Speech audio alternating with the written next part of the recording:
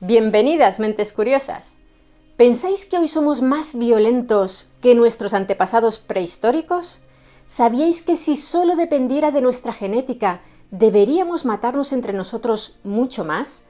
¿Y que Internet nos está devolviendo a la edad de piedra en lo que respecta a la violencia?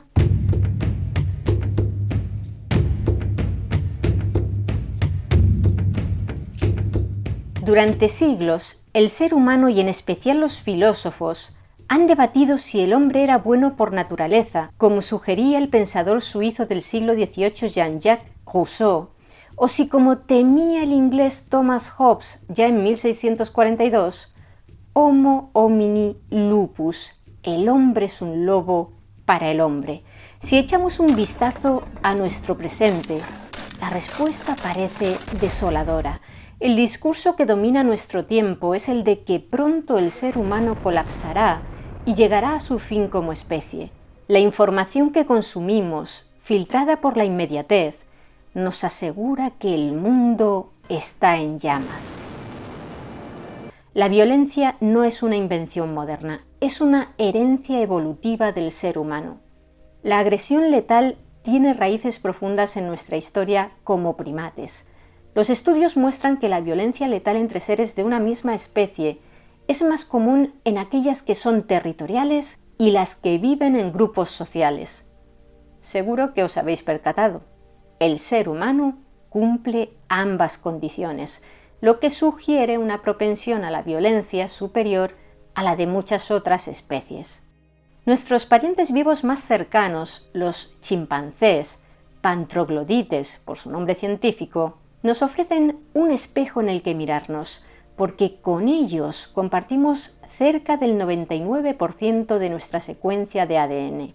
Los científicos han documentado que los chimpancés son capaces de matarse entre sí y lo hacen principalmente para expandir su territorio. Los antropólogos estadounidenses John Mitani de la Universidad de Michigan y Sylvia Amsler de la Universidad de Arkansas observaron durante una década el comportamiento de una comunidad de chimpancés de Ngogo dentro del Parque Nacional Kibale, en Uganda, y según documentaron en un informe publicado en 2010, 18 chimpancés murieron tras ser atacados por grupos de machos que patrullaban sus fronteras. Estas agresiones letales suelen ocurrir en las fronteras y casi siempre son ataques de muchos contra uno, lo que demuestra que los chimpancés calculan el riesgo y solo atacan cuando la victoria es segura. Tras esas 18 muertes que hemos mencionado, sus agresores lograron aumentar su territorio un 22%.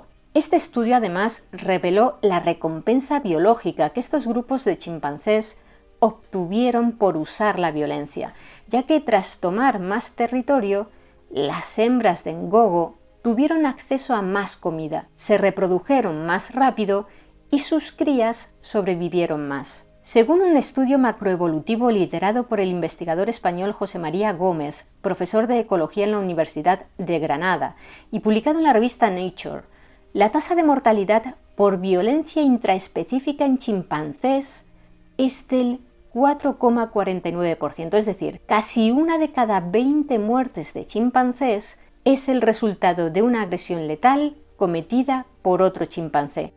En cambio, el mismo estudio señala que otra especie con la que los seres humanos también compartimos en torno a un 99% de nuestros genes, los bonobos o Pampaniscus, se caracterizan por una tasa de mortalidad por violencia intraespecífica muy inferior a la de los chimpancés, en torno al 0,68%.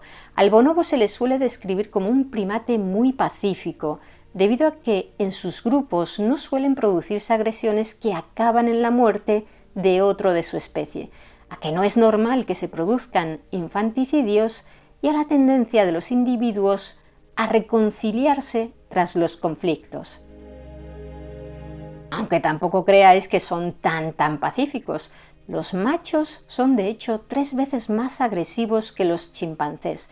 Lo que ocurre es que si bien se pelean entre ellos más a menudo, sus enfrentamientos suelen ser de uno contra uno y casi nunca buscan la muerte del otro, aunque a veces se produzcan, como atestiguan estas imágenes grabadas en febrero de 2025 en Luikotale, en la República Democrática del Congo, donde existe un proyecto de investigación que estudia el comportamiento y la ecología de los bonobos en los humedales y bosques primarios del Parque Nacional de Salonga. Lo que ocurrió aquí fue que un grupo de 5 hembras atacaron a un macho llamado Hugo después de que éste hubiera agredido a una cría.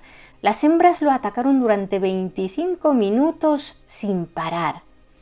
Después lamieron la sangre de sus dedos y del cuerpo de la víctima. También otros bonobos, incluyendo hembras y crías que no habían participado en el ataque, hicieron lo mismo.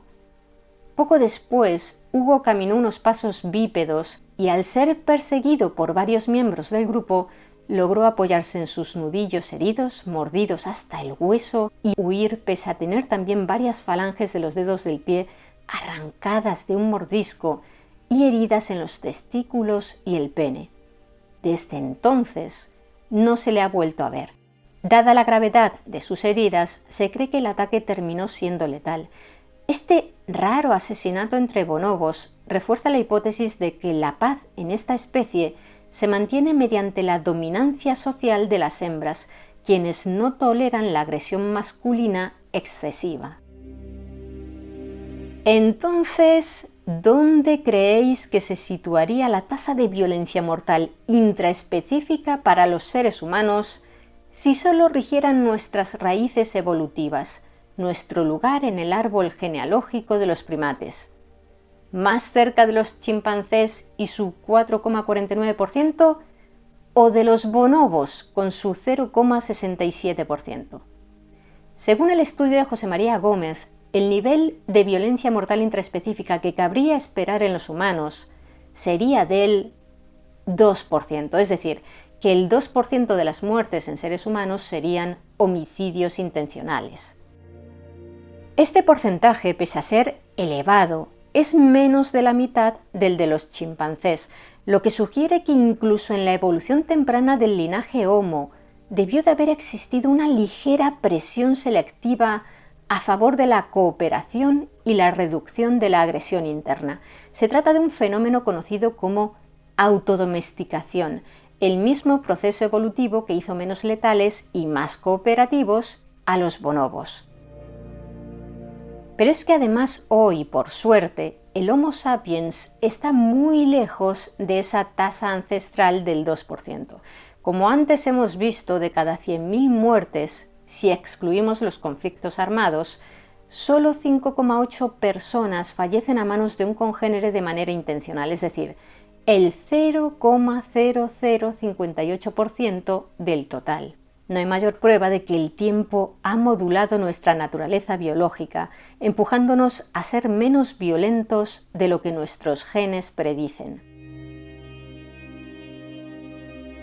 La arqueología y la antropología han confirmado que las sociedades humanas previas al surgimiento de las ciudades no eran los paraísos pacíficos del buen salvaje que filósofos como Rousseau imaginaron en su día. Para este pensador ilustrado, el hombre en su estado de naturaleza era una criatura esencialmente bondadosa y empática, que vivía libre de codicia. Rousseau sostenía que la violencia no venía de serie, sino que fue la civilización la que nos corrompió. Según su célebre visión, los problemas empezaron el día en que el primer ser humano cercó un pedazo de tierra y dijo: «Esto es mío», inventando la propiedad privada y con ella la desigualdad y la guerra. Sin embargo, aunque la tentación de creer en ese paraíso perdido es fuerte, la realidad biológica es que la violencia resulta inherente al ser humano, una pulsión compartida con el resto del reino animal. Una evidencia innegable de violencia intergrupal letal entre cazadores-recolectores la encontramos en el cementerio de Jebel Sahaba, en el Valle del Nilo, en Sudán. Data de hace unos 13.400 años. En un principio, los científicos pensaron que los 61 esqueletos hallados allí correspondían a personas que habían fallecido en el marco de una única batalla contra otro grupo de seres humanos. Sin embargo, nuevos estudios forenses, liderados por la paleoantropóloga francesa Isabelle Crèvecoeur, revelaron que tantas muertes no fueron fruto de un enfrentamiento en un solo día, ya que al volver a analizar los huesos con tecnología moderna, se percataron de que más del 60% de los individuos tenían heridas curadas o en proceso de curación antes de morir. Esto indica que las víctimas sobrevivieron a combates previos, se recuperaron y volvieron a luchar. No fue una batalla aislada, sino un conflicto recurrente y prolongado, escaramuzas, emboscadas y asaltos continuos que pudo durar muchos años. Por cierto, no fue una guerra de guerreros contra guerreros, entre las víctimas también había mujeres y niños. Todo esto ocurrió al final del Pleistoceno, durante una era de cambios climáticos drásticos. En aquella época, la sequía forzó a diferentes grupos humanos a concentrarse en el único refugio viable, el Valle del Nilo. Se cree que la superpoblación relativa, la inestabilidad climática y la escasez de recursos como la pesca, la caza o la recolección detonaron una competencia feroz entre los humanos. Es un ejemplo prehistórico de guerra provocada por la falta de recursos. El hallazgo de Jebel Sahaba desafía la visión romántica de que los cazadores-recolectores vivían en paz y armonía antes de la invención de la agricultura y la propiedad privada. Demuestra que la violencia organizada y sistemática existía mucho antes de que surgieran las ciudades o los estados, y estaba impulsada por la supervivencia. Los huesos de este cementerio en Sudán nos hablan de una violencia crónica, de resistencia y de una comunidad que cuidaba y enterraba a sus caídos tras años de conflicto. Por otro lado, en 2016, un equipo internacional de científicos, liderado por la paleoantropóloga argentina Marta Mirazón Lar, halló en Nataruk, Kenia, algo muy distinto. Una masacre prehistórica llevada a cabo hace 10.000 años en un solo ataque. Lo que allí sucedió no fue una batalla por la supervivencia, sino una masacre ejecutada con una brutalidad tal que ni siquiera los niños o las mujeres embarazadas se libraron de la furia de los invasores, porque a diferencia de un cementerio donde se entierra a la gente con ciertos ritos, lo que encontraron aquí los científicos fue un campo de matanza, de exterminio. Los cuerpos quedaron tal y como cayeron, cubiertos posteriormente por sedimentos del lago, lo que permitió conservar una fotografía forense de lo que ocurrió 10 milenios atrás. Los investigadores hallaron los restos parciales de 27 individuos y de ellos al menos 10 mostraron signos inequívocos de haber sufrido una muerte violenta extrema. Entre las víctimas hallaron el esqueleto de una mujer embarazada en avanzado estado de gestación, encontraron los huesos del feto en su cavidad abdominal y en una posición que sugiere que estaba atada de manos y pies antes de morir. Otros de los cuerpos hallados mostraban fracturas craneales por golpes contundentes, por ejemplo con piedras, y heridas de flecha. Varias de las lesiones fueron causadas por puntas de flecha y cuchillas de obsidiana, y eso representa un misterio, porque la obsidiana es una roca volcánica que no es frecuente en esa zona concreta de Kenia. Este dato sugiere que los atacantes no vivían cerca, sino que eran un grupo invasor que venía de lejos y traía sus propias armas. Cuando se produjo la masacre hace 10.000 años, la región no era árida como hoy, sino un entorno fértil, con lagos y marismas, rico en pesca y recursos. La hipótesis de los investigadores es que esta masacre fue un intento de apoderarse de un territorio que ofrecía abundantes recursos. Este hallazgo refuerza la idea de que la guerra organizada no requiere una sociedad compleja, sedentaria o agrícola, con propiedades que defender, sino que los grupos de cazadores-recolectores nómadas tenían la capacidad de organizarse militarmente para aniquilar a rivales, desafiando la teoría clásica de que la guerra es un invento posterior de la civilización. Incluso en la violencia individualizada el riesgo era inminente. El caso de Ötzi, el hombre de hielo asesinado hace 5.300 años en los Alpes y que fue encontrado por 2 alpinistas alemanes en 1991, sirve como un recordatorio. Murió por una flecha que le atravesó el pulmón, un crimen prehistórico que subraya la fragilidad de la vida en ausencia de estructuras de paz. Si venimos de un pasado tan violento, ¿cómo hemos llegado a ser relativamente pacíficos hoy en día? La respuesta está en un fenómeno biológico sorprendente: las instituciones y la cultura. La evolución no solo nos legó un instinto asesino, también nos ofreció una salida. Los humanos, al igual que los bonobos, hemos pasado por un proceso de autodomesticación. De la misma forma que nosotros domesticamos a los lobos, seleccionando a los más dóciles hasta convertirlos en perros, nuestros ancestros, sin saberlo, se domesticaron a sí mismos, premiando la cooperación y castigando la agresividad desmedida. ¿Cómo lo lograron?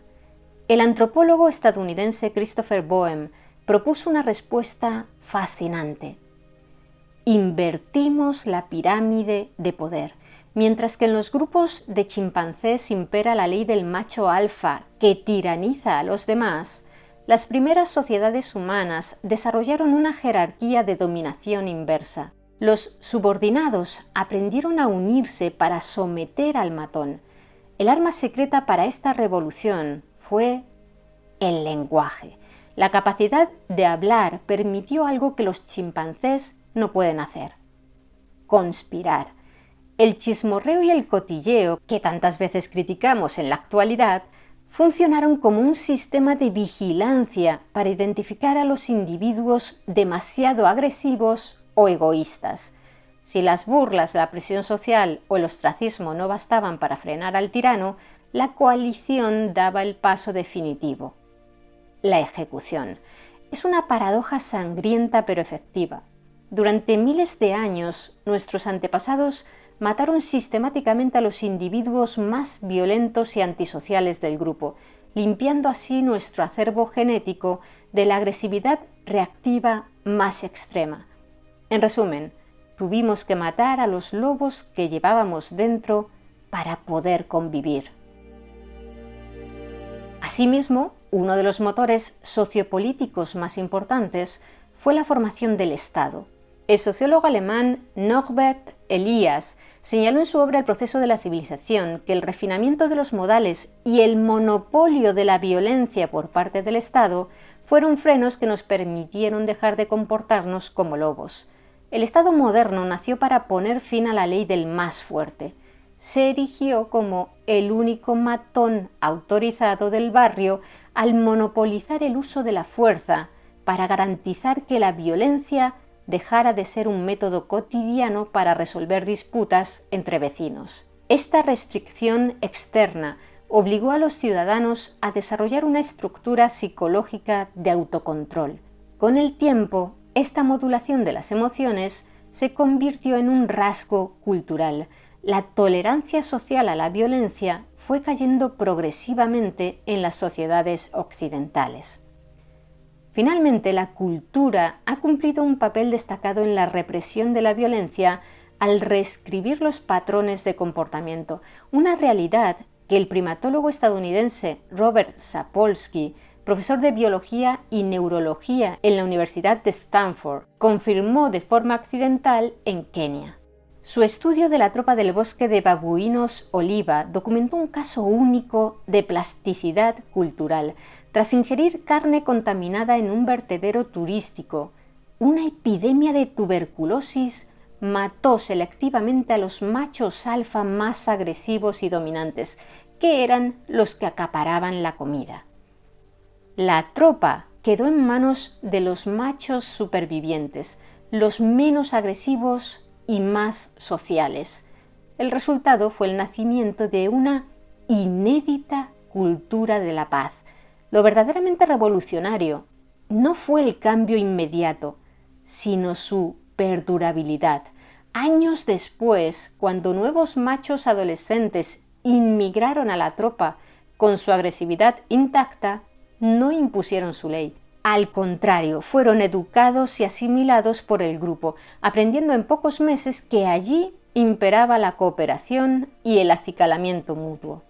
Sapolsky demostró así que la agresión no es un destino biológico ineludible, sino un hábito social que puede desaprenderse en una sola generación. Si unos babuinos fueron capaces de reinventar su sociedad, el ser humano tiene pocas excusas para no hacer lo mismo. Sin embargo, esta plasticidad cultural tiene una cara y una cruz. Si el entorno puede pacificar a un grupo de babuinos, también puede convertir a ciudadanos ejemplares en verdugos. La demostración más inquietante de esto fue el infame experimento de la cárcel de Stanford de 1971, dirigido por el psicólogo social estadounidense Philip Zimbardo. Este estudio, aunque hoy resulta polémico a nivel ético y metodológico, se propuso examinar el poder de los papeles que se nos han asignado en la sociedad y cómo los roles nos pueden corromper. Zimbardo reclutó a estudiantes universitarios ordinarios, psicológicamente estables y sin antecedentes violentos, y los dividió al azar en dos grupos: guardias y prisioneros. Los encerró en un sótano de la universidad reconvertido en prisión simulada. El experimento no tardó en descontrolarse. Los guardias, amparados por el uniforme, las gafas de sol y el anonimato, sufrieron una metamorfosis. Embriagados por una autoridad sin límites y al comprobar que sus pequeños abusos iniciales no tenían castigo, comenzaron a escalar en su crueldad. No se limitaron a gritar a los prisioneros y a obligarles a limpiar letrinas con las manos desnudas. En un intento por quebrar su identidad, los obligaron a desnudarse y llegaron incluso a coaccionarlos para que simularan actos de sodomía entre ellos. El propio Zimbardo fue una víctima del experimento porque, lejos de mantenerse como un observador neutral, fue absorbido por su papel de superintendente. Obsesionado con la seguridad de su prisión y temiendo supuestos intentos de fuga, perdió la perspectiva ética y con su pasividad validó los abusos de los guardias. La asimetría de poder no solo corrompió a los verdugos, sino que anuló la empatía del científico, demostrando que el contexto es capaz de devorar incluso a quien cree controlarlo. De hecho, investigaciones recientes han revelado grabaciones donde se escucha a los ayudantes de Zimbardo aleccionando a los guardias para que fueran más crueles, lo que nos deja una lección aún más inquietante. La crueldad a menudo requiere un sistema o un líder que la legitime y la ordene. Afortunadamente, en el mundo real no vivimos en un sótano aislado como el de Stanford. Si Zimbardo nos mostró cómo el contexto puede sacar lo peor de nosotros, la historia demuestra que también existen fuerzas poderosas que nos empujan en la dirección opuesta. Y una de las más efectivas es, curiosamente, el dinero. Es cierto que existe una excepción peligrosa, la economía de guerra, como vemos en países poderosos actuales que se han aislado del resto del mundo y convertido la fabricación de armas en su principal motor industrial. En ellos, el conflicto se vuelve un combustible necesario para sostener su economía, pero no es la norma.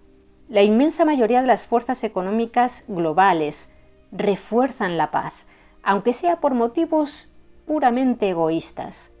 Es la lógica del comercio dulce que ya intuían los filósofos ilustrados. La interdependencia económica actúa como un seguro de vida. En un mundo globalizado, si dos grupos dependen el uno del otro para llenar sus neveras o mantener su tecnología, la guerra deja de ser rentable para convertirse en una ruina. Es decir, es el propio interés egoísta el que nos lleva a proteger la vida del vecino, no por bondad, sino porque es nuestro cliente o nuestro proveedor. Así se cierra el círculo de nuestra evolución pacífica. La reducción de la violencia no obedece a una sola causa, sino a un sofisticado sistema de retroalimentación positiva. La autodomesticación biológica nos dio el autocontrol individual. El Estado puso orden con el monopolio de la violencia. El control social, la dominancia inversa, mantuvo a raya a los tiranos. La cultura reescribió nuestros patrones de comportamiento y finalmente la interdependencia económica hizo que matarnos resulte un mal negocio. Somos menos violentos no porque seamos santos, sino porque hemos construido un sistema donde la paz es la opción más inteligente. Sin embargo, el mapa de la paz, como hemos visto, no es uniforme en todo el planeta. El declive de la violencia se distribuye de manera muy desigual, convirtiendo el mundo moderno en un mosaico de contrastes donde el éxito de las estructuras pacificadoras choca frontalmente con regiones donde la violencia sigue siendo endémica. Iberoamérica, por desgracia, se enfrenta a un reto muy complejo. Mientras que la tasa global de homicidios en el mundo se sitúa en torno a 5,8 por cada 100.000 habitantes, América Latina y el Caribe triplican esa cifra, con una media de 18. No obstante, es importante matizar que no se trata de una violencia generalizada, sino concentrada y sistémica. Hasta el 50% de los homicidios en las Américas están vinculados al crimen organizado, el doble que el promedio mundial.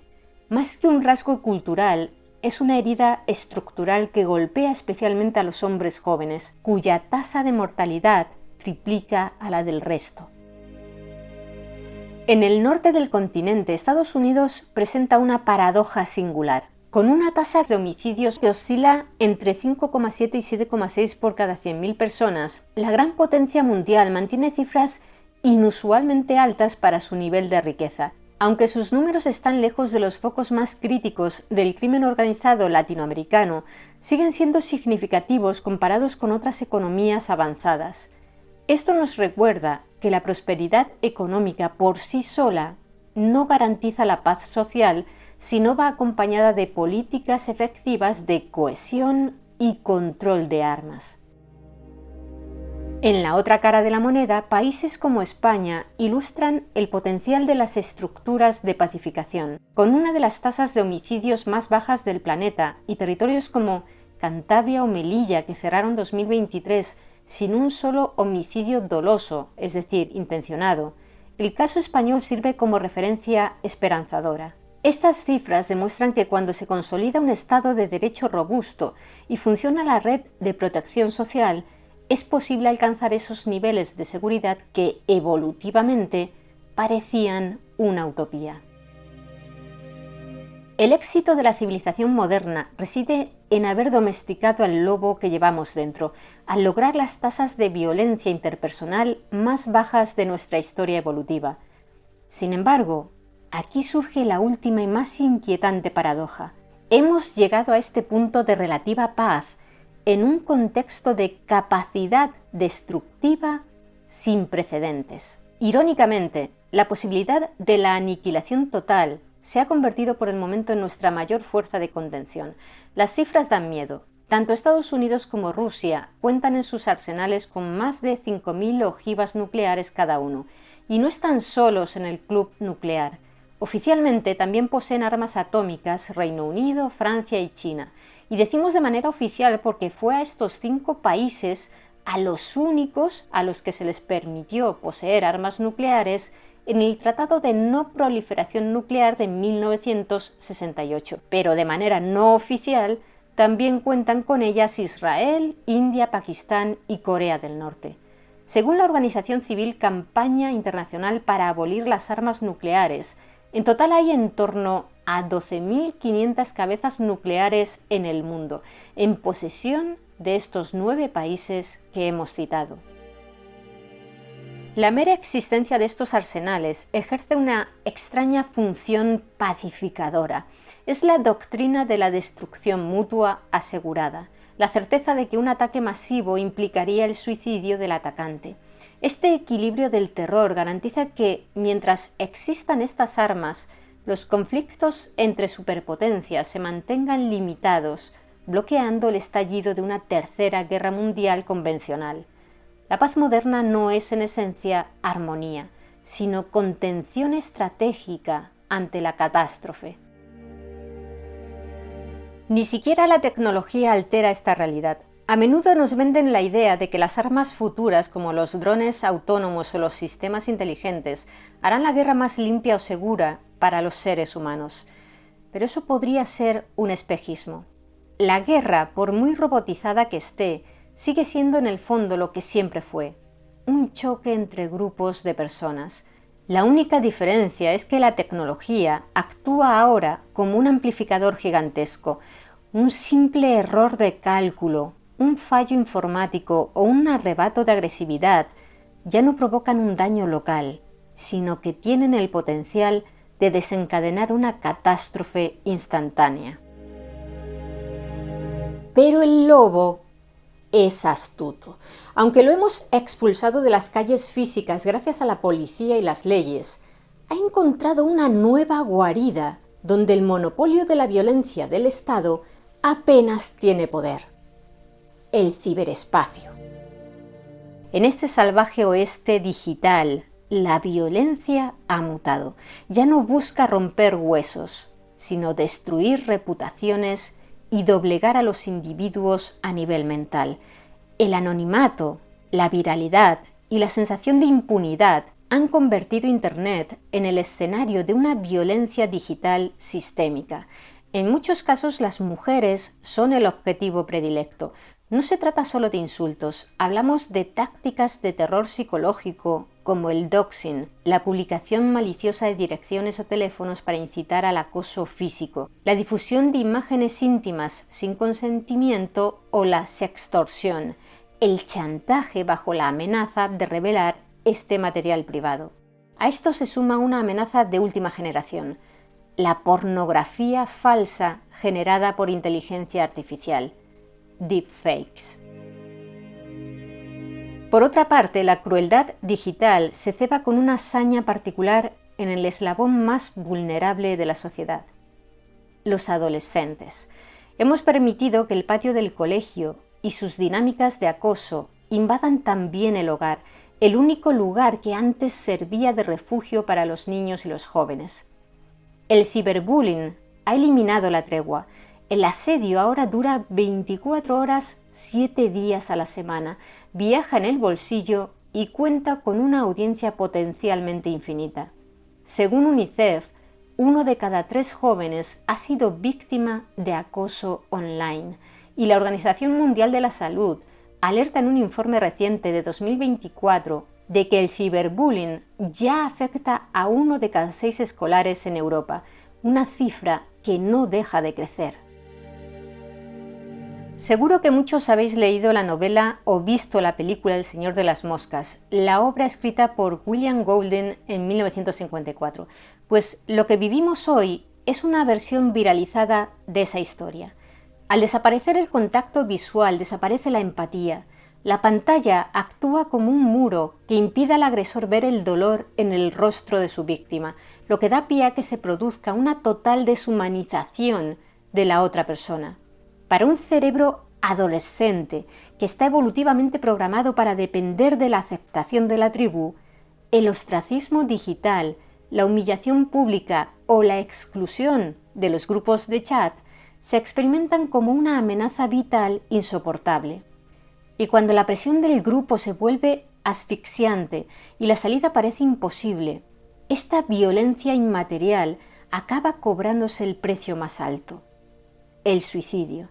Aquí debemos mostrarnos cautos con las cifras, porque mientras que algunas ONG como Bullying Sin Fronteras dicen que 200.000 niños y adolescentes pierden la vida cada año a consecuencia del bullying y el ciberbullying en todo el mundo, los datos de la OMS y UNICEF sitúan el número total de suicidios de adolescentes de entre 10 y 19 años en aproximadamente 46.000 al año.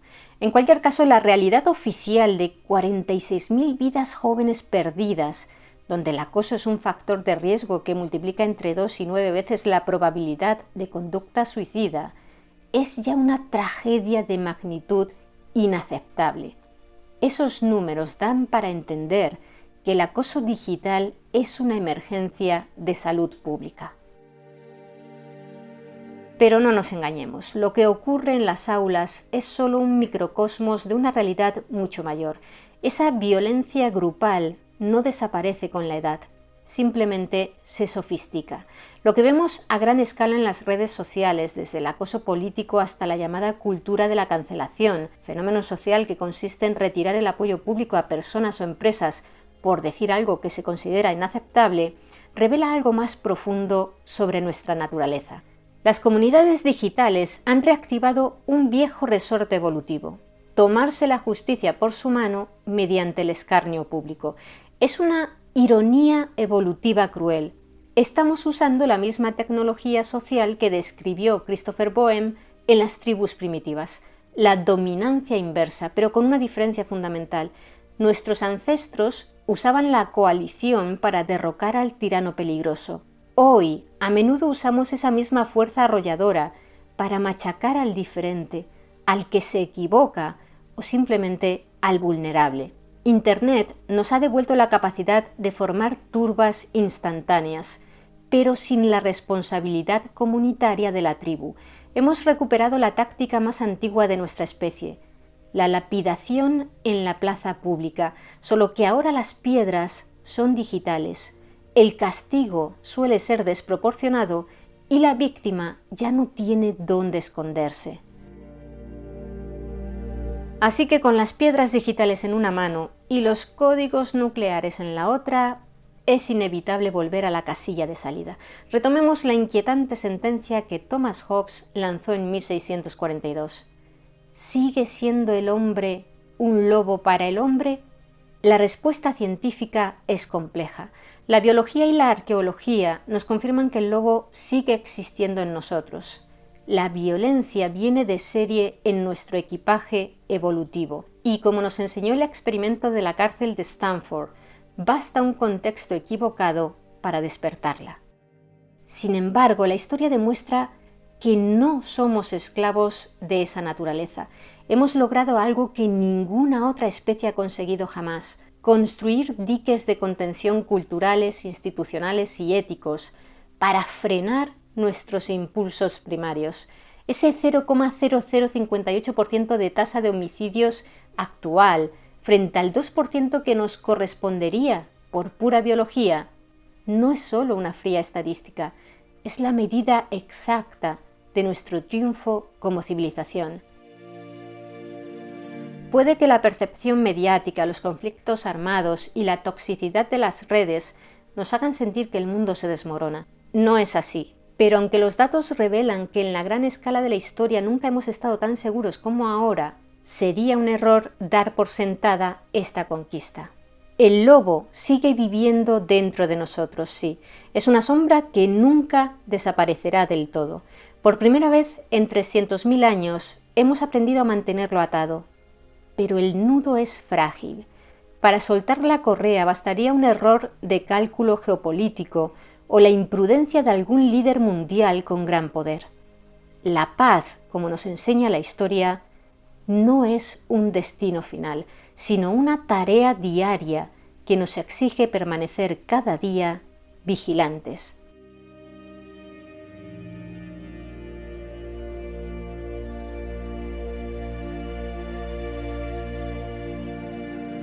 ¿Y vosotros, después de escuchar todos estos datos, qué pensáis? ¿Creéis que lograremos mantener al lobo atado en las próximas décadas? ¿O sentís que ese nudo del que hablábamos se está empezando a aflojar? Me gustaría que nos lo contarais abajo en los comentarios. Y si queréis conocer más historias interesantes, suscribíos a nuestro canal. Muchas gracias por estar ahí, mentes curiosas. Nos vemos en el siguiente vídeo.